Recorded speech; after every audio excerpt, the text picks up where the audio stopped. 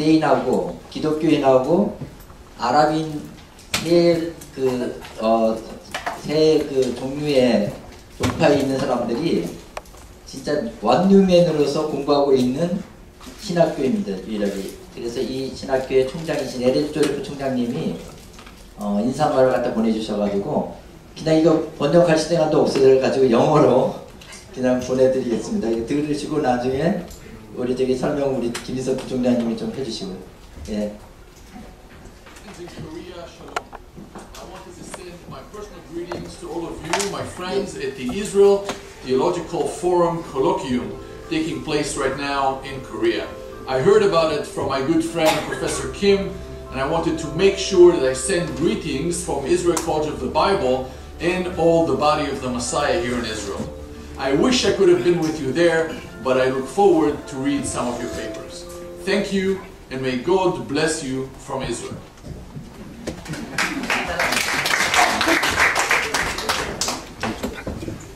알아들었었죠? 이 조레프 박사님은 처음부터 이스라엘 신학 포럼과 함께 우리는 이 메시아니 유대인들과 같이 하는데요. 이번 여름에 제가 8월 6일부터 필라델피아와 뉴저지와 또 우리 퀸즈에서 이 조레프 총장과 제가 한국 교포교회들을 깨우는 조인트 서비스를 지금 우리가 가서 할 겁니다. 그래서 이게 지금 여러분이 이스라엘 신학 포럼이라고 하는 이 이름은 세계적으로 교회사적으로 우리 한국 교회에 하나님 주셔서 이스라엘이라는 단어가 흔하고 신학이라는 단어가 흔하지만 이스라엘 신학이라는 단어는 하나님이 한국 교회에 주셨다. 그래서 이게 우리가 이스라엘 신학 포럼이라는 말을 만들었고 이스라엘 신학이라는 내용의 컨텐츠를 가지고 앞으로 우리가 좀 총론적인 교과서를 쓰려고 지금 계획을 하고 있습니다. 어쨌든 오늘 인사말 잘 보셨고 이 학회가 국제적으로 이렇게 좀 시작이 되고 숨기는 상태고 지난 1월 31일에 여러분 지금 가보신 분도 계시지만 이스라엘 독립 70주년을 기념해서 전 세계적으로 제일 먼저 우리가 1월 달에 예루살렘 있는 히브리아에서 한 270명이 모여서 학회를 했습니다. 하면서 이제 그때부터 우리가 결정하기를 이제는 1년에 한 4차례 정도 우리가 이렇게 좀 더 전문가들끼리 활발하게 논의하는데 마음 가지신 분들은 와서 편안하게 이렇게 한 수 배우고 또 전하고 하는 이런 시간을 가지자 해가지고 이제 해보니까요 지난 5월달보다 이분이 오늘이 날씨가 무지하게 더운데 굉장히 많이 오셨어요. 그래서 너무 감사하고 계속 여러분의 입소문 그리고 마음으로 기도하시는 그런 일들이 한국 교회를 정말 깨워서 제가 여러분한테 드리고 싶은 이런 아주 익사이팅한 뉴스가 너무 많은데 오늘은 이게 주역이 아니니까 이렇게 지나가겠습니다. 어쨌든 계속해서 여러분이 잘 보셔서 많은 분들이 정말 이스라엘과 한국과 또 이방인 전 세계라고 하는 이런 구도를 잘 이해하고 주님 빨리 오시도록 하는 그런 역사가 일어나길 바랍니다. 감사합니다. 그러면 이어서 그 논찬이 있겠습니다. 먼저 논찬을 해주실 분은요, 여러분들 갖고 계시는 교재 5페이지에 보시면 강사님도 소개가 있습니다. 소기춘 교수님께서 먼저 발표해 주실 건데요. 소기춘 교수님은 연세대학교 대학원과 장로의 신학대학원을 졸업하시고 미국 클레어먼트 신학교와 클레어먼트 대학교에서 볼트만 지자의 로빈슨에게 사사를 받고 신약성서와 또 나아가 한마디 문서의 복음서를 공부하셨습니다. 현재 장로계 신학대학교에서 신약성서 신학을 가르치고 계시고 예수말씀연구소 소장을 담당하고 계십니다. 그리고 한국교학계 회장을 역임하셨습니다. 저서로는 예수말씀의 전승궤도를 비롯해서 여러 가지가 있습니다. 그럼 지금부터 소기춘 교수님 모시고 15분 정도 논찬을 듣도록 하겠습니다. 박수로서 환영해 주시면 감사하겠습니다.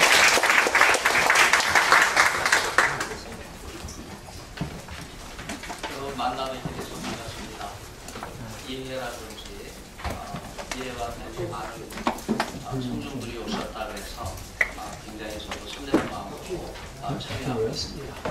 아무쪼록 하나님께서 우리에게도 구원을 주신 것을 감사하면서 이 구원의 복음이 이 학술대회를 통해서 널리 퍼져나가는 그런 계기가 될 수 있기를 간절히 기원합니다. 제가 미국에서 공부할 때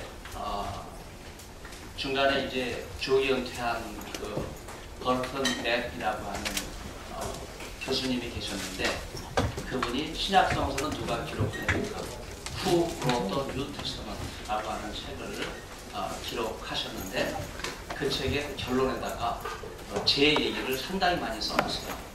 그 내용은 어떤 이야기냐면요.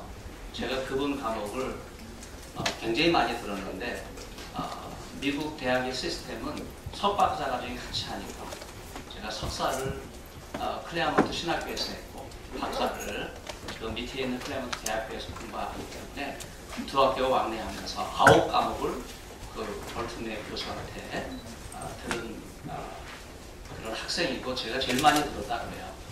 그래서 저를 제일 많이 알고 있고 그 책에 저를 인용하셨는데 뭐라고 인용을 하셨냐면 한국 학생이 어떻게 이스라엘 사람도 아닌데 아브라함을 자기 조상으로 생각하느냐.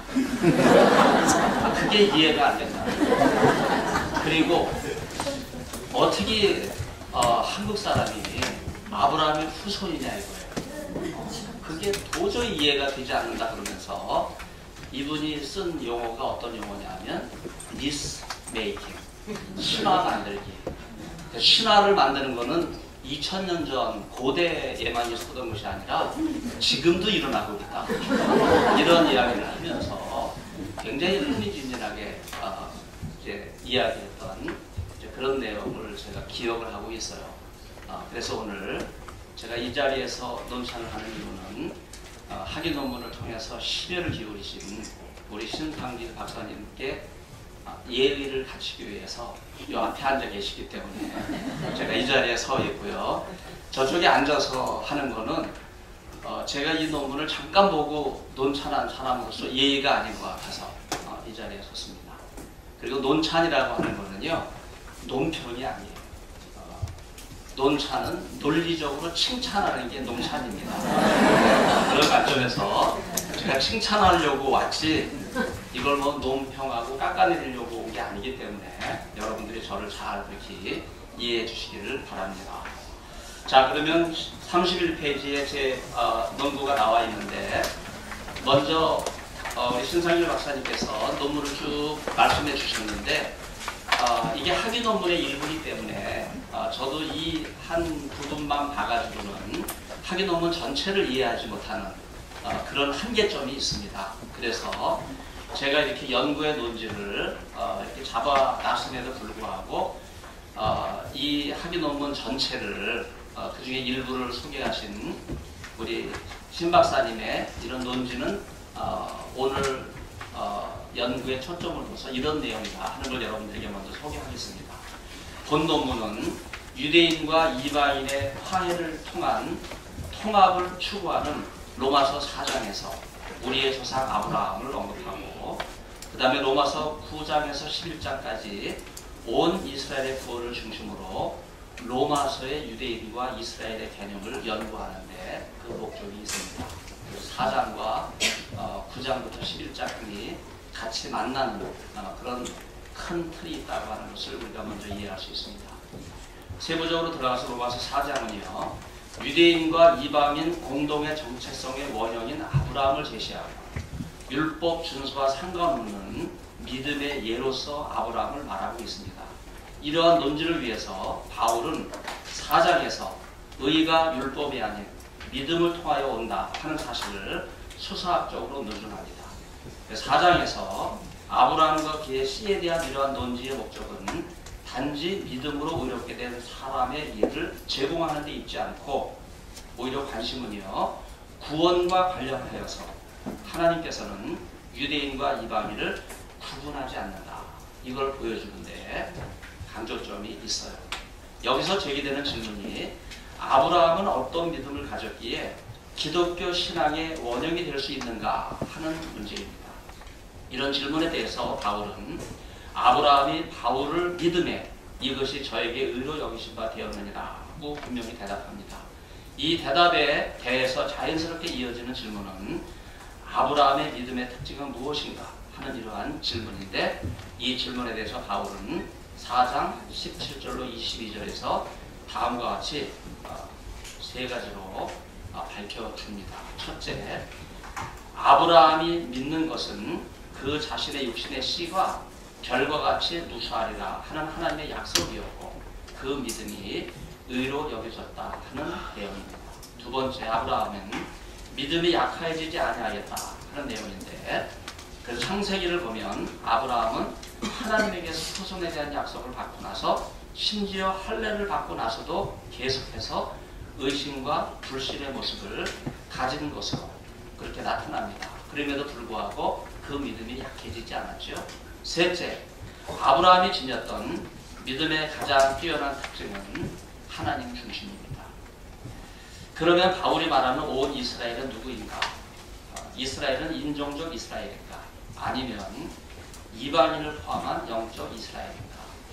이제 심상일 박사님의 논문이 온 이스라엘 그러면 인종적 유대인, 인종적 이스라엘 이렇게만 생각하는데, 사실은 이 안에는 이스라엘 가운데 영적 이스라엘이라고 하는 이런 차원을 중요시하는 굉장히 까다로운 질문을 던지고 있습니다. 먼저 연구자는 이런 질문들에 대해서 기존의 입장을 지지하는 주요 학자들을 중심으로 정리합니다. 그 다음에 주회적인 접근을 통해서 오늘 발표하신 논문의 마지막 챕터죠. 그 의미를 살펴보면서 바로 이 관점이 신 박사님이 제시하는 제3의 해석의 가능성이에요. 그러니까 지금까지 학자들이 주장한 것과 다른 내용을 주석적인 방법을 통해서 제안하려고 하는 그런 특징이라 하는 거예요.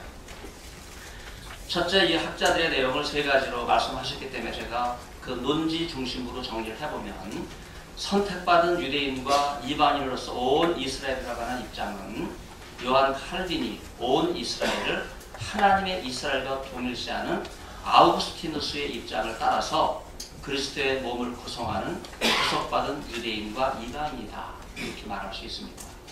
둘째, 역사를 통하여 선택받은 유대인으로서 온 이스라엘이라고 하는 입장은요, 핸드릭슨과 바벤크가 주장한 것으로서 바울이 로마서 9장에서 11장에 남은 자를 강조하는 면에서 아주 매력적이죠. 이스라엘이 강팍해지고 목이 곧은 백성이라고 해서 이스라엘 백성이 다 떠나지 않았죠. 그 가운데 하나님께서는 부르토리 남은 자를 남겨두셨다 하는 이런 사상을 우리가 발견할 수 있습니다. 셋째는 우리 신 박사님이 굉장히 강조하고 많은 학자들이 널리 지지하는 입장이라고 평가하신 전체로서의 미래의 인종적 유대인으로서 온 이스라엘이라고 하는 이 입장은요, 다수 입장이고 모든 개인 유대인이 구원을 받을 것이라고 입장을 가진 사람도 있지만은 대부분은 온이라고 하는 의미는요, 전체로서 인종적 이스라엘을 지칭한다, 이렇게 해석을 하고 있습니다. 이러한 세 가지 입장에 대해서 신 박사님은 대부분의 현대 학자들은 로마서 9장 6절에 이스라엘에 대한 재정의의 근거를 두고 있는 소위 영적 이스라엘로서 선택받은 이스라엘과 그 다음에 이 범죄에 들어가는 이방인으로 보는 입장을 거부하고 비판하는 거예요. 또한 역사를 통하여 온 이스라엘이 구원받는다 하는 입장도 매력은 있지만 바울은 다른 곳에서 예를 들면 9장과 11장에 일치하지 않는 문제점이 있다고 지적을 하면서 해결책을 제시하는데 바로 그게 신 박사님의 제3의 관점입니다. 그 대답으로서 연구자는 로마서 4장에서 바울이 누가 아브라함의 후손인가 하는 주제를 다루면서 아브라함이 믿음으로 의롭게 여김을 받았고 할례자와 무할례자가 동일하게 아브라함이 지녔던 믿음을 통하여 의롭게 됨을 밝혔다고 논증합니다. 여기서 연구자는 신 박사님은 로마서 9, 11장에 온 이스라엘을 인종적 이스라엘의 택함받은 자와 이방인으로 구성된 하나님의 메시아 백성을 모두 지칭한다는 제안은 설득력이 없다고 비판합니다. 이런 정황에서 신 박사님은 바울이 로마서 9, 11장에서 이스라엘의 강팍함으로 인하여 이방인에게 구원의 은혜가 주어졌음을 언급하면서 수적 우세의 이방인들이 그들이 가지고 있는 교만함을 경고하고 있다고 논증합니다. 실제로는요, 이방인의 수가 충만하기까지. 그래서 아까 신 박사님은 헬라어 중요한 단어를 언급했죠. 플레로마. 이스라엘의 구원의 복음이 예수님을 통해서 처음 나타났음에도 불구하고 이스라엘이 그 복음을 거부하게 됐을 때 곧바로 복음은 이방인에게 나아가고 이방인에게 전해진 복음은 확장이 돼서 많은 이방인이 그 수가 충만할 때까지 플레로마 충만할 때까지 들어온다고 하는 이런 개념을 말씀을 하셨는데 그러면서 이방인이 긍휼을 얻게 되면서 이방인의 충만한 수가 돌아오게 되었을 때 여기에 다시 하나님의 구원의 비밀이 숨겨져 있다고 하는 거죠. 그래서 신 박사님은 이방인의 충만함 플레로마에 대응해서 또 하나 중요한 단어를 로마서에 특히 11장 25절과 16장 25절 두 기절에 등장하는 단어 하나를 언급하시는데 바로 그게 미스테리온이라는 단어예요. 영어로 미스테리, 신비, 비밀이라고 하는 단어죠. 그래서 이방인이 긍휼을 얻은 것처럼 이런 상호 의존적인 관계 속에서 유대인의 구원 문제와 이방인의 구원 문제는 서로 불가분의 관계를 가지게 되었다. 이렇게 결론을 내리고 있습니다.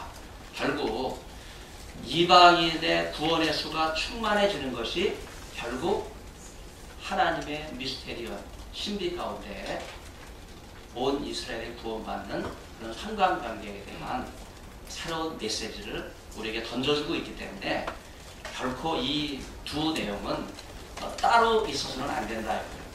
표현상 이방인의 충만함과 이스라엘의 비밀스러운 이 구원의 계획이 따로따로 노는 것 같지만 불가분리 관계 속에서 함께 이해되어야 한다 하는 것이 이 논문의 가장 핵심적인 논지입니다. 질문에 대해서는요, 제가 이렇게 두 가지로 나누어서 제기를 했지만은 그러나 전체 논문을 제가 보지 못했기 때문에 이 논문은 적절하지 않다고 생각합니다. 이 질문은 이제 우리 신 박사님이 필요로 하시면 대답하셔도 좋고요.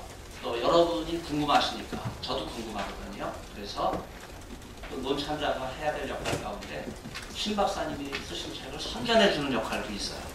그래서 책을 갖고 오셨거든요. 그래서 이 궁금한 거는요, 책을 구입하셔서 여러분들이 풀어보시면 좋을 것 같습니다. 사실 제가 궁금한 거는 이 점이 또 있어요. 제가 구약 신명기 26장 5절이 머릿속에 지금 떠오르거든요. 이제 그게 어떤 내용이냐면 우리 조상은 유리하는 아람 사람으로서. 여러분 구약성경 읽으면서 이 표현 그냥 넘어가죠?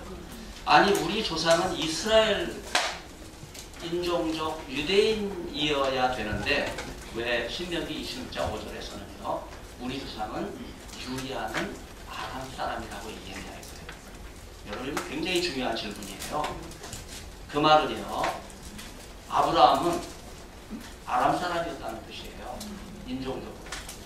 그런데 하나님께서 그를 바단 아람에서 부르시고 갈대아 우르에서 부르시고 약속의 땅 가나안 땅으로 인도해 주실 때 아브라함은 갈 바를 알지 못하고 왔잖아요. 결국 아브라함은 믿음의 조상이 된 거예요. 인종적으로는 이스라엘이 아닙니다. 아람 사람이에요. 여러분 또 하나 우리가 생각하는 것이 출애굽기 17장이죠. 이스라엘 백성들이 애굽에서 나올 때 여러분 이스라엘 백성만 나온 게 아니에요. 중다한 잡족이 같이 나왔어요. 그건 뭘 의미하는 겁니까? 이스라엘은 신앙 공동체라는 거예요. 여호와 하나님을 믿는 이런 신앙을 받아들이면 바로 출애굽하는 백성 가운데는 인종적 유대인, 인종적 이스라엘만 있는 것이 아니라 이러한 여호와 신앙을 받아들이는 사람은 바로 이것이 영적 이스라엘이 된다고 하는 이런 의미가 처음부터 있었던 거거든요. 그런 차원에서 신 박사님이 이방인의 충만한 수가 들어왔을 때 하나님의 신비가 온 이스라엘을 구원하는 데로 나간다고 하는 이러한 말씀은 서로 떨어진 것이 아니라 불가분리의 관계 속에서 이해할 수 있는 중요한 문제라고 하는 것을 우리에게 제안해주고 있습니다. 저는 이 논문의 의의를요 나름대로 이렇게 생각을 해봤습니다. 물론 여러분들은 또 여러분 나름대로 생각을 하시겠지만요. 이제 작년 종교개 500주년을 맞이했고 이제 내년은 쯔빙글리가 스위스에서 종교개혁을 일으킨 지 500년이 되는 해예요.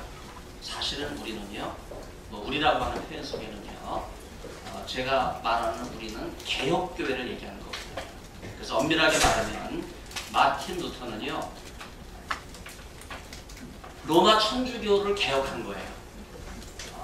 그리고 2년이 지난 다음에 쯔빙글리는요, 스위스에서 개혁교회를 개혁하는 그런 기치를 들었다고 하는 점에서 사실 우리가 더 소중하게 생각해야 되는 것은 쯔빙글리의 종교개혁 500주년이에요. 그래서 내년 1월 1일부터 500년 전에 쯔빙글리는 마태복음을 강의하면서 예수님 말씀이잖아요. 그걸 통해 스위스에서 종교개혁의 기치를 높이 들었는데 바로 그것이 개혁교회가 항상 개혁되어야 된다고 하는 에클레시아 센터를 레포르만다.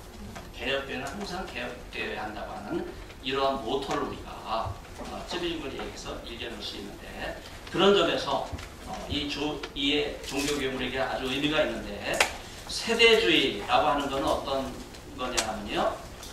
성경에 나오는 내용을 시대에 곧바로 적용해서 성경 말씀을 그대로 적용하고 그대로 예언이 성취되는 걸로 그렇게 이해했던 하나의 신학적 흐름이 있는데 바로 그게 디스펜셔널리즘, 세대주의라고 하는 거예요. 네. 또 하나는요. 리플레이스먼트 티올로지라고 해서 대체 신학이 있어요. 이건 뭐냐 하면 기존의 신학을 개신하면서 새로운 신학적 대체를 굉장히 염두에 두는 이런 학자들의 흐름이 있거든요. 그래서 이것을 옹호하는 목회자들과 신학자들 우리가 주위에서 많이 만날 수 있는데 장점이 있습니다. 왜냐하면 성경 말씀을 오늘 우리가 살아가고 있는 시대의 현장에 바로 적용할 수 있는 그런 강조점이 있기 때문에 그러나 단점은 뭐냐면요. 시대라고 하는 건 항상 변하는 거거든요. 이게 상황에 따라 달라지기 때문에 그래서 이것은 정치적 시온주의로 되돌아가려고 하는 이런 위험성을 내포하고 있는 주장을 담고 있기 때문에 이것은 굉장히 위험하고 이단적인 그런 사고방식 한계를 노출하고 있는 그런 측면이 있어요. 그런 점에서 우리 신 박사님의 연구는요. 이런 무불변한 신학을 단순히 이스라엘의 정치적 회복과 제3의 성전을 건축하면 이스라엘의 구원과 재림의 때를 단축시킬 수 있다 하는 이러한 위험성을 경고하면서 오히려 전통신학. 네. 여러분 로마서는 유대인이지만은요 유대교로부터 다메섹 도상에서 부활하신 그리스도를 만난 바울이 새로운 소명을 체험한 거 아니겠습니까? 그런 점에서 기독교 신학을 처음으로 정초한 분은 바울이라고 할 수 있는데 바울 신학은 전통 신학이에요. 그런 점에서 저는 우리 신 박사님의 이러한 논의는 대안 신학이다, 얼터너티브 테올로지다 하는 그러한 생각을 가지고 그것을 모색하려고 하는 그런 시도라고 평가를 하면서 의의가 있다고 생각을 합니다. 토론 주제에 대해서는요, 제가 그 다음 문장을 건너뛰고 34페이지 가면요, 중요한 도식이 있기 때문에 이 도식을 제가 설명을 드리겠습니다. 바울 이전에 이스라엘이 가지고 있었던 종말론, 역사의 마지막은 어떻게 이루어지는가 하는 이런 문제에 있어서 유대인이 가졌던 도식은 어떤 거냐면요, 유대인이 구원받으면 종말이 온다는 거예요. 그러면 이 땅에는 유대인만 사는 게 아니잖아요. 이방인의 구원은 어떻게 돼요? 이게 유대인의 종말론이에요. 유대인은 자기 중심으로 생각하기 때문에 자기들이 구원을 받으면 종말이 온다는 거예요. 이방인은 어떻게 되는가? 여러분 이 문제에 대한 대답이 없어요. 그런 점에서 바로 그 두 번째 문단 밑에 세 줄을 보면요. 하나님의 비밀이라고 하는 도식으로 구원사를 이해한 바울은요, 유대인에게 복음이 전해지고 그 복음이 곧바로 종말로 이어지는 것이 아니라 이방인에게로 구원의 복음이 나가고 그 다음에 종말이 온다. 이러한 구원사의 새로운 틀을 종말론으로 제시하고 있습니다. 그런 점에서 지금 구원의 때가 유대인에게서 이방인에게로 왔고, 그리고 다시 복음을 거부한 유대인에게 이방인의 충만한 수가 돌아오는 이 사건을 통해서 다시 하나님의 신비를 통해 온 이스라엘의 구원받는 이러한 미래를 우리가 생각할 때, 그리고 이 모든 구원이 이루어지게 되면 마지막에 종말이 온다. 이런 구원사의 새로운 도식을 우리가 생각해 볼 수 있습니다. 그래서 그 다음 문장 보면요, 사도행전 1장 8절이죠. 예루살렘과 유대와 사마리아 땅끝까지. 여러분, 이 도식이 뭡니까? 유대인에게서 이방인에게로 구원이 나가는 거예요. 바로 이러한 새로운 구원의 도식은요, 유대인 이방인이라고 하는 새로운 구원사의 도식을 제시해주고 있습니다. 마지막 문단은요, 우리가 아브라함의 후손이고 아브라함은 우리의 조상이라고 생각하기 때문에 유대인에 대해서 굉장히 막연하나마 굉장히 긍정적으로 생각하는 그런 내용들이 있는데, 사실 유대인은요, 복음의 특권을 받았음에도 불구하고 너무 교만하고 목이 곧고 불순종함으로써 복음을 거부함으로써 그 특권에서 떨어진 사람들이거든요. 그래서 우리는 유대인을 생각할 때 이걸 잊으면 안 돼요. 그리고 유대인은 이 점을 깊이 통찰하고 회개함으로 나가야 됩니다. 만일에 회개하지 않으면 하나님의 심판이 임하거든요. 여러분, 하나님의 심판이라고 하는 건 정해져 있어요. 돌이키지 못합니다. 그래서 소돔과 고모라에 불과 유황으로 심판할 때 하나님께서는요, 아브라함의 기도를 들으시고 롯과 두 딸만 구원하셨잖아요. 그 부인은 구원했지만은 뒤돌아보는 바람에 멸망하고 말았는데, 여러분, 하나님의 심판은 엄중합니다. 이걸 늦추질 못해요. 제가 장시대 요즘 동성형제 때문에 심각하게 지금 기도하면서 매일 함께 금식해서 이렇게 목도 갈라지고 그런 상황인데, 아무튼 하나님의 심판을 우리는 늦추지 못합니다. 면하지 못해요. 이게 유대인에게 그대로 적용하게 될 때 유대인들도 이런 점은 분명히 회개하고 가야 된다. 네, 그 점을 우리가 얘기를 해줘야 돼요. 유대인이라고 해서 무조건 우리가 대화를 하고 그건 아니다. 벌써 유대인에게서 이방인이라고 하는 새로운 구원사의 도식이 분명하게 드러나 있는 상황이기 때문에 그런 점에서 굉장히 무거운 주제지만요, 토론 주제를 위해서 제가 한번 여러분에게 화두를 드립니다. 감사합니다. 네, 소기춘 교수님 감사합니다. 이게 앞에 그 주제가 사실은 좀 이게 방대가 길어가지고 여러분들 아마 다 이해하기 어려웠을 텐데, 우리 소기춘 교수님이 논찰하면서 정리를 잘 해주셔가지고 이해하는 데 많은 도움이 됐을 거라고 생각합니다. 네, 대단히 감사합니다. 다음에 이어서 영남대학교 배재욱 교수님에 대해서 아까 소개를 드리고 배재욱 교수님께서 논찬해 주시겠습니다. 현재 배재욱 교수님은 영남신학대학교의 신학교수로 계시는데요. 영남대학교에서 물리학을 전공하셨고, 또 장로계 신학대학에서 신학대학원에서 THM을 하셨고, 오스트리아 찰스부르크 대학교 빈대학교에서 신학을 하셨습니다. 그리고 독일의 티핑에서 신학박사 학위를 받으셨고, 현재 교수로 임직을 하시지만은 먼저 임원중앙교회 교회와 부평교회에서 담임하셨고, 부산 당신대학교의 교수를 영업하셨습니다. 그리고 오스트리아의 선교사로도 좀 계시고요. 지금은 장로계 신학대학에서 강의 전담 초빙 교수로 계시고, 영남신학대학교의 교수로서 계십니다. 저서는 초기 유대교의 신약 성경에 대한 중생, 외에 다수가 있습니다. 여러분 참고해 주시고요. 지금부터 배지욱 교수님 모시고 두 번째 논찬을 듣도록 하겠습니다. 여러분 박수로 환영해 주시면 감사하겠습니다.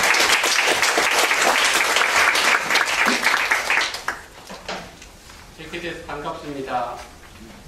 지난 1학기 때 카터 컨퍼런스에 갔었는데 그때 전 총장님 발제하시면서 지금 신학대학이 직업학교화되어 간다는 그런 연설을 하신 적이 있었습니다. 가장 기본인 성서 연구가 많이 소홀하고 그의 부흥에 대한 그런 것들, 현실에 대한 그런 것들에 대한 너무나 많은 관심과 저희 학교에도 직업 신학대학 학생들을 위한 그런 직업교육 이런 것들이 상당히 중심적 위치에 있고 그러다 보니까 성서 연구가 소홀한 점이 참 많은데 오늘 제가 이런 모임이 있다는 걸 처음 알고 이렇게 부름을 받고 왔는데 많은 분들이 이렇게 성서를 연구하고 하나님 말씀에 대한 그런 그리움 때문에 오셨다는 것이 참 놀랍고 반갑고 또 수고하시는 분들에게 감사함을 드립니다. 저는 신 박사님께서 쓰신 논문이 사기 논문 요약인지도 모르고 또 이렇게 제가 했습니다. 그래서 소 교수님은 논찬을 하시는데 제가 논평이 될지 논찬이 될지는 모르겠습니다만 참 오랜만에 참 가치 있고 그동안 논문을 읽은 것이 참 감사하고 그것을 같이 나누고자 합니다. 심상길 박사님 논문 로마서의 유대인과 이방인의 관계에 비춰본 유대인과 이스라엘에 대한 이해는 아직까지 어려운 해석의 과제로 남아있는 로마서 9장부터 11장의 중심으로 하나님의 구원 계획의 연속성 문제 다루고 있습니다. 신 박사님은 서론에서 복음의 관점에서 유대인은 적이지만 하나님의 선택의 관점에서 그들은 그들의 선조들 때문에 통일을 받는다. 그들에게 주어진 하나님 은사 부르심은 질서 없다고 그렇게 정리하고 있습니다. 신 박사님은 9장부터 11장에서 하나님의 구원 계획의 연속성을 다루면서 구원 문제를 유대인과 이방인에게 모두 관련이 있다고 했습니다. 이런 연구를 통해서 유대인과 이방인의 화해 문제가 다루어지고 있습니다.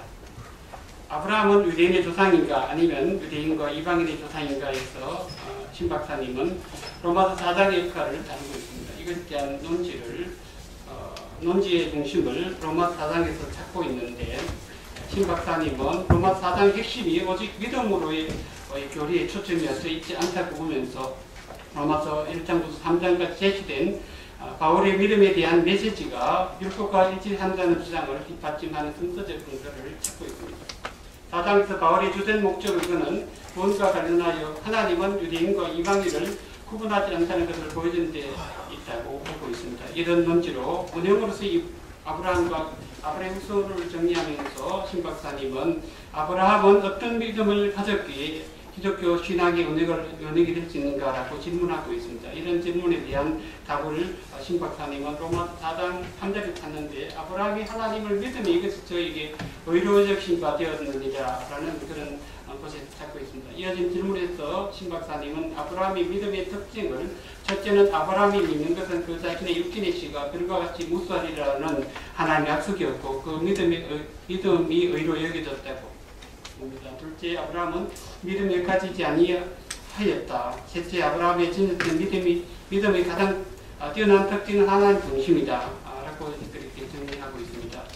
신 박사님은 믿음의 언령으로서 아브라함은 무엇을 의미하는가라는 질문을 해간들에서 육신으로는 우리의 조상된 아브라함이 언급되는 우리가 누구를 가리키는 문제에 집중합니다. 우리를 이해하기 위해서 4장 1절을 어떻게 하는가에서 신 박사님은 답을 찾고 있습니다. 누가 아브라함의 후손인가? 라는 질문에 대한 답을 신 박사님은 로마 4장을 시작하는 1절에서 육신을 따른 아브라함에서 찾는데 그러면서 신 박사님은 로마 4장에서 유대인과 이방인 하나라고 언급을 하면서 아브라함은 우리 모두의 조상으로 말한 것에 주목합니다. 특히 4장 23절부터 25절에서 바울은 아브라함을 의로 여긴 것은 아브라함을 위한 것이 아니라 우리도 위함이라고 하는 확연한 것을 중시하며 아브라함이 모든 다른 사람들이 본받아야 할 실존적이고 개인적인 모델이 아니라 도덕사적인 대표성을 지닌 인물임을 밝히고 보고 있습니다. 신 박사님은 바울이 예수가 아브라함에게 주어진 약속 성취자라는 것을 제시하면서 아브라함의 믿음과 로마 교회의 구성인 이방인과 유대인과 이방인 사이의 연합과 화해를 강조한 것으로 보고 있습니다. 그리고 신 박사님은 온 이스라엘은 누구인가라는 질문으로 이스라엘에 대한 세 가지 입장과 평가라는 장에서 선택받은 유대인과 이방인으로서의 이스라엘, 역사를 통하여 선택받은 유대인으로서의 온 이스라엘, 전체로서 미래의 인종적 유대인으로서 온 이스라엘에 대해서 말합니다. 그리고 신 박사님은 위의 제 입장을 기독교 교회에서 등장하는 온 이스라엘 미래에 대한 분류 입장들을 잘 정리하셨다고 봅니다. 신 박사님 로마서 11장 25절부터 26절에 대한 실시간 교회가 어떤 종류의 이스라엘의 회복이 예상되는지 그리고 이런 회복은 언제 일어날지 의문에 대한 해결책을 제시할 것이라고 그렇게 말씀하셨습니다. 16장 25절부터 26절에서 바울은 신비를 영세전부터 감춰져 있다가 이제는 나타내신 바 되었으며 영원하신 하나님의 명을 따라 선지자들의 글로 말미암아 모든 민족이 믿어 순종케 하시고 알게 하신 바 되었다고 묘사합니다. 신 박사님은 바울이 로마서 독자들을 위해 신비를 말한 이유를 이방인의 오만과 자만을 방지하기 위한 것이라고 소개하고 있습니다. 소개하려고 보았습니다. 그리고 신 박사님은 이스라엘의 강팍함에 대해서 지금도 은혜로 택하심을 따라 남는 자가 있다는 바울의 문제를 따라 그 강팍함이 유대인 택감을 받은 자를 배제했다는 그것이 항상 부분적인 것을 말해주고 있다고 보았습니다. 그러면서 신 박사님은 온 이스라엘이 구원을 받을 것이라고 말한 바울의 언급을 중시합니다. 신 박사님 이 구절을 바울이 유대인이며 실정적으로 아브라함의 후손인 사람들에게 대하여 말하고 있다고 보았습니다. 그리고 신 박사님은 바울이 9장 6절에서 구분을 하지만 그것이 유대인과 이방인 사이의 구분이 아니라 오히려 바울은 이스라엘 내의 이스라엘을 언급하고 있습니다. 대부분 주석가들은 25절의 이스라엘을 이방인과 민족에게 구분한 이런 그림에서 바울이 어떤 조치도 없이 하나의 문장과 미안해서 그런 핵심 가의 의미를 증명하는 것을 맞다리 어렵다고 그렇게 보셨습니다.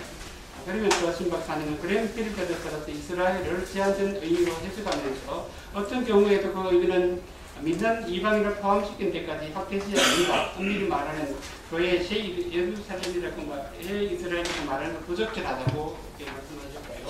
이 단어에 대한 바울의 용법에 충실하다면 교회는 이스라엘과 이스라엘의 접붙임을 받는 이방인 구성되어 있다고 말한 것이 정확하다는 입장을 정리하셨습니다. 신 박사님 물론에서 하나님은 이스라엘 조상들에게 준 약속에 근거하여 이방인을 포함시키기 위하여 선택한 이스라엘인 인종적 유대인을 강팍하게 하셨다. 이방인의 수가 채워지면 온 이스라엘의 구원이 이루어진다는 전통적인 이스라엘 구원설을 따릅니다. 하지만 이 신 박사님은 인종적 이스라엘에 대한 하나님의 약속과 신실함을 다룬 로마서 9장부터 11장의 온 이스라엘을 인종적 이스라엘의 택함받은 자와 이방인으로 구성된 하나님의 시야 백성들 모두들 지칭한다는 제안은 설득력이 없다고 그렇게 말씀하십니다. 그러나 이제 이스라엘의 구원 문제에 대해서는 이방인에 대한 하나님의 긍휼과 상호 의존적인 것이 되어서 유대인의 구원 문제와 이방인 구원 문제는 서로 불가분리의 관계를 가지게 되었다고 그렇게 말씀하고 있는 것을 보게 됩니다.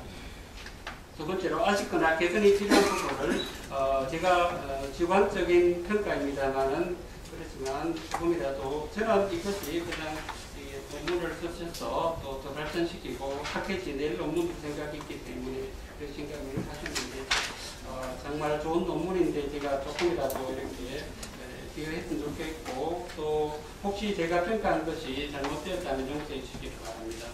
신 박사님은 이스라엘에 대한 다크만의 다음의 결론을 하려고 인용하지만 그것에 대한 평가나 그것으로부터 얻은 논지를 잘 발전시키지 않고 있는데 좀 더 발전시켰으면 좋겠다 생각을 합니다. 그리고 아이와 같이 자신의 신학적인 결론을 내리지만 논정 자료 제시가 부족하여 신 박사님 자신의 너무나 주관적인 견해로 보았습니다. 적어도 학문적인 논문이라면 그것에 대한 질문과 함께 그것에 대한 논정 자료가 제시되어야 하는데 그것에 대한 정확한 분석과 논지 발전 단계가 생략되어 이해하기가 쉽지 않았습니다. 제가 오늘 가서 이렇게 보니까 이것이 박사학위 논문이기 때문에 저도 박사학위 논문을 갖고 난 뒤에 와서 발제하라고 굉장히 힘들었는데 박사학 논문이었기 때문에 제가 이것이 쉽지 않았을 거라고 생각을 하고 이해하고 제가 박사학위 논문을 읽어보게 된다면 이것에 대해서 참 길쭉한 그런 답변과 또 연구의 그 결과들을 얻을 수 있겠다고 생각을 합니다. 신 박사님은 이스라엘이 어떤 경우에도 그 의미는 믿는 이방인을 포함시킨 데까지 확대지 않는다. 미리 말하면 교회를 제2스라엘 말하는 부적절하다고 하면서 교회는 이스라엘과 이스라엘에서 부침을 받은 믿는 이방인이 구성되어 있다고 말하는 것이 훨씬 정확하다고 보았습니다. 그렇다면 이스라엘에 대한 정의가 무엇인가? 바울 시대에서 엄격하게 말하면 이스라엘이 존재하지 않는 말할 수 있지 않느냐? 유대인을 이방인 이스라엘인으로 보거나 유대인을 이스라엘을 보는 것은 아니지 않느냐? 이스라엘은 주전 722년에 멸망하고 지금 그때까지 할 없지 않았느냐? 만약 신박사님 같은 논주장을 하자면 적어도 교회부터 이해된 이스라엘에 대한 해석에 대한 탐구와 논쟁을 거쳐 바울에 적용시키는 논리를 찾아야 바른 해석이 이르리라고 저는 그렇게 보았습니다. 그래야만 신박사님의 주관적인 해석이 바른 자리를 잡아갈 수 있지 않을까 그렇게 생각했습니다. 이 부분에 대한 무엇이 문제가 되는지를 잘 파악하지만 그것의 적당한 해결책과 무엇이 어떻게 잘못된에 대한 연구의 바른 평가와 함께 신 박사님의 주장을 펼치는 전통적인 방법론에 더 총결했더라면 더 큰 기여를 할 수 있지 않았을까 그런 생각을 했습니다. 이스라엘은 개념을 신 박사님과 같이 축소시킨다면 현재 이스라엘은 국가 또는 유대인들조차도 정확하게 이스라엘과 관계된 개념에 적극시키는 것이 이루어지지 않겠는가. 현재 이스라엘 유대인들조차도 혈통적 유대인뿐만 아니라 유대교를 신봉하는 이방인까지 이스라엘이라는 개념으로 보고 있다는 사실에서 이 문제를 바라보지 않을까. 접점을 받았던 로마 11장 19절을 사실을 민법의 양자제도와 관련한 혈통보다도 양자제도로 이스라엘을 보는 전통적인 방법론이 더 타당하지 못한지 하는 것을 좀 더 도리 있게 비판하고 그것을 그런 논지에서 이 논지를 확대해 가는 것이 좋지 않을까 그런 생각을 했습니다. 그리고 이 논문의 기여점 세 번째, 이 논문에서 신 박사님은 많은 학자들과의 논쟁을 잘 정리하고 학문적으로 도리 있게 하신 것이 큰 기여라고 생각하고 있고요. 이 부분에 무엇이 문제가 되는지를 아주 신 박사님이 잘 알고 그것을 잘 정리했다는 것이 큰 학문적인 기여라고 생각하고 있습니다. 유대인과 이방인, 우리의 조상 아브라함과 이스라엘의 구원 문제를 다룬 주제에서 나타난 사실은 신 박사님은 이스라엘 구원사를 전통적인 시각에서 보지만 이방인을 새로운 이스라엘을 보는 전통적인 시각을 거치는 저자 나름의 새로운 관점으로 이스라엘을 보는 점에서 많은 논쟁을 야기하고 있다는 점에서 큰 기여를, 학문적인 기여를 했다고 생각합니다. 앞으로 이 주제에 대한 연구에 큰 기대를 가지고 있습니다. 앞으로 신 박사님도 많은 토론과 연구를 거친 좋은 결과가 한국 신약학회를 풍성하게 만들기를 기대합니다.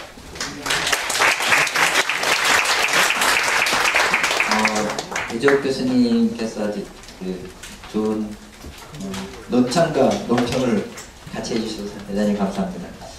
바로 이어서 우리가